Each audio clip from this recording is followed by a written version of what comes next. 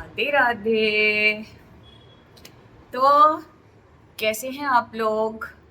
बहुत दिन हो गए थे और काम की भागदौड़ के चक्कर में ना ये भागवत चर्चा नहीं हो पा रही थी मेरी। आज मैंने कहा कि भागवत चर्चा होते रहनी चाहिए, तो आज मैंने भी वक्त निकाला आप लोगों से बात करने के लिए, क्योंकि सबसे सर्वोपरि तो काम तो चलता ही रहता है यार, पर भागवत चर्चा कहते हैं ना सर्वोपरि वो है। तो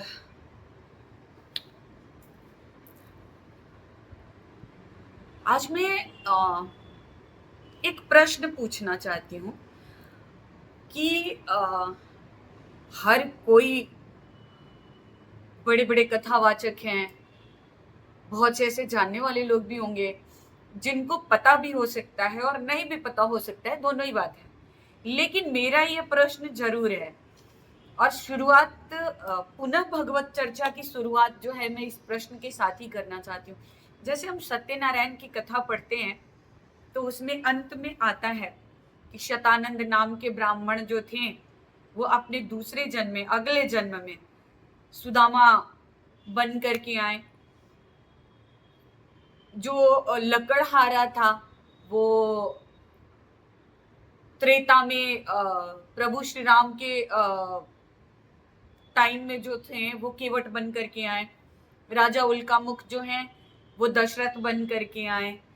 उसके बाद साधु बनिया जो हैं वो मोरध्वज, राजा मोरध्वज बन करके आए, जिन्होंने अपने बेटे को आरे से चिरवा करके और भगवान को समर्पित किए थे और भगवान प्रसन्न होकर के उनको मोक्ष प्रदान किए थे। राजा तुंगध्वज जो हैं वो स्वयंभू मनु बन करके आए और स्वयंभू मनु बन करके आए और उन्होंने स्वयंभू मनु के बारे में, अगर मनु कितने हुए हैं अगर आप लोगों को पता होगा, हर मनवंतर जब भी हुआ है तो मनु उसमें बन करके आए हैं। तो स्वयंभू मनु बन करके आए और उन्होंने पूरा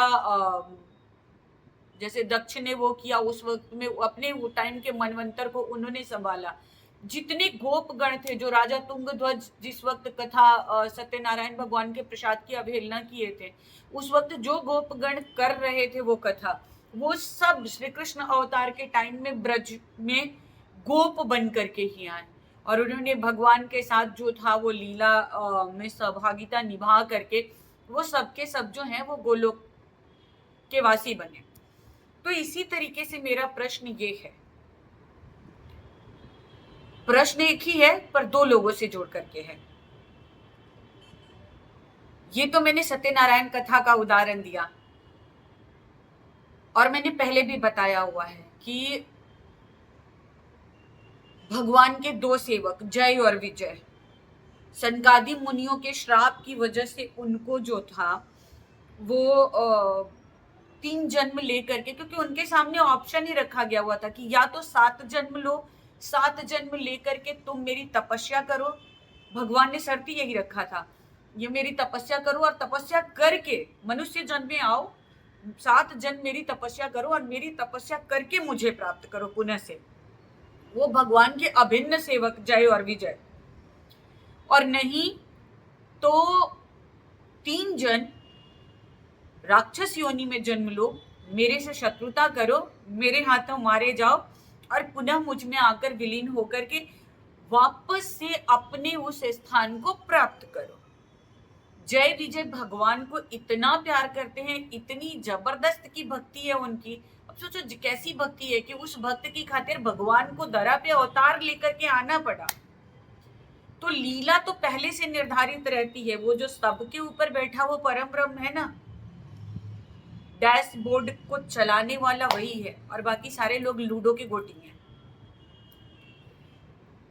तो पहला जन्म लेकर के वो आए हिरण्याक्ष और हिरण्यकशिपु, दूसरा रावण और कुंभकर्ण और तीसरा शिशुपाल और दंतवक्त्र। तो ये 3 अवतार लिए और अंत में श्री कृष्ण अवतार में शिशुपाल और दंतवक्त्र के रूप में भगवान के हाथों भगवान से शत्रुता करके, उनके दोनों ही उनके फुफेरे भाई थे, इस जन्म में, लेकिन फिर भी भगवान से शत्रुता करके भगवान के ही हाथों मारे गए और भगवान में ही वो सूक्ष्म ज्योति निकल करके विलीन हो गई और जय विजय आज पुनः अपनी जगह पर जहां थे वही है। तो वैसे ही मेरा प्रश्न है कि हर किसी जब अगर वो बन के आए थे तो उसके पहले वो कुछ तो रहे होंगे ना, उनके कर्मों के प्रारब्ध की वजह से वो आए थे। तो मैं प्रश्न एक ही है पर दो लोगों के लिए है जो मैं आप लोगों के सामने छोड़कर जा रही हूं, और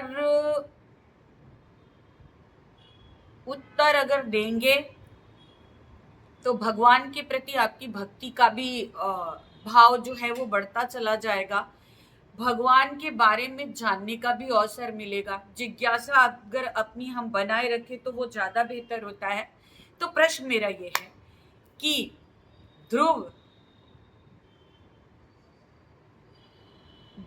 के रूप में जन्म लेने से पहले ध्रुव क्या थे जो ध्रुव के रूप में अवतरित हो करके ऐसा पिछले जन्म का उनका कौन सा प्रारब्ध था, ऐसा क्या किया था उन्होंने कि इस जन्म में 5 साल की उम्र में भगवान के उस द्वादशाक्षर मंत्रों से जो नारद जी ने एक गुरु के रूप में उनको दिया था, ओम नमो भगवते वासुदेवाय, से भगवान को पा लिया और भगवान को पाने के बाद आशीर्वाद स्वरूप में वो अकेले ऐसे व्यक्ति, ऐसे शासक, ऐसे भक्त रहे। 36,000 वर्ष तक उन्होंने शासन किया है इस धरा पे, यक्षों से लड़ाई लड़ी है, कुबेर से लड़ाई लड़ी है 36,000 वर्ष, और ऐसा कि वो पहले और आखिरी ऐसे भक्त हैं जिनको कि लोक दे दिया भगवान ने ध्रुव लोक के नाम से।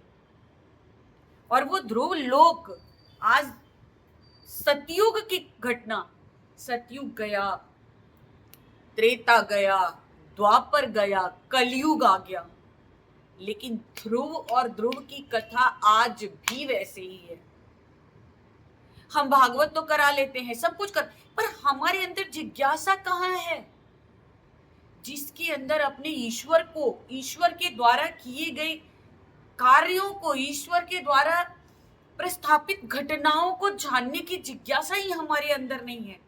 18,000 श्लोक, 335 अध्याय, भाई साहब मजाक थोड़ी है। ये भजन गागा करके कौन सी कथा होती है, कौन से धुंधकारी को मुक्ति मिलती है। पर आश्चर्य इस बात का है कि जो इतने उत्साहित रहते हैं कि हम कथा करवा रहे हैं, उन्हें पता ही नहीं है कि वो कर क्या रहे हैं। खैर, फिलहाल मुझे आप लोगों से ये जानना है कि ध्रुव ने ऐसा क्या किया था अपने जन्म में, पिछले जन्म में, और वो कौन थे अपने पूर्व जन्म में, और प्रहलाद वो कौन थे अपने पूर्व जन्म में। प्रहलाद किसके वंशज हैं, इतना तो पता करना ही चाहिए कि प्रहलाद किसके वंशज हैं। लोग कह देंगे कि अरे वो तो राक्षस, नहीं, जैसे रावण राक्षस के वंश में नहीं उत्पन्न हुए थे, वैसे प्रहलाद भी नहीं हुए थे। तो पता करिए, और प्रश्नों के उत्तर का मैं इंतजार करूंगी आप लोगों का, और उम्मीद करूंगी कि कोई ना कोई तो जवाब जरूर देगा। और कहते हैं ना कि अगर भगवत चर्चा हो और तर्क हो, शास्त्रार्थ हो, तो इससे ईश्वर भी प्रसन्न होते हैं, ईश्वर के प्रति जानने की जिज्ञासा बढ़ती है हमारी, और कहीं ना कहीं हरी चर्चा करते हैं इसी बहाने, तो वो हमारे और आपके हित के लिए ही बढ़िया होता है, इसलिए कि भक्ति सर्वोपरि। तो चलिए पुनः मिलते हैं, इन प्रश्नों के उत्तर का मैं इंतजार करूंगी। खुश रहिए, प्यार बांटिए, सबको राधे राधे, राधे राधे, राधे राधे, राधे।